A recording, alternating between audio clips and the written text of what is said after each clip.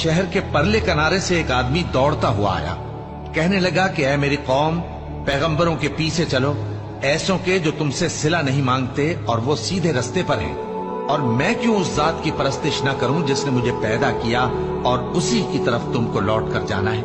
क्या मैं उसको छोड़कर औरों को माबूद बनाऊं कि अगर रहमान मुझे नुकसान पहुंचाना चाहे तो उनकी सिफारिश मुझे कुछ भी फायदा न दे सके और न वो मुझे छुड़ा ही सके?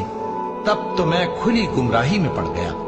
मैं तो तुम्हारे परवरदिगार पर ईमान लाया हूं, सो मेरी बात सुन रखो। हुक्म हुआ कि बहिश्त में दाखिल हो जा। बोला काश मेरी कौम को पता चल जाए कि मेरे रब ने मुझे बख्श दिया और मुझे इज्जत वालों में शामिल किया, और हमने उसके बाद उसकी कौम पर कोई लश्कर नहीं उतारा और न हम उतारने वाले थे। वो तो सिर्फ एक चिंगाड़ थी, सो वो उससे नागहां बुझ कर रह गए।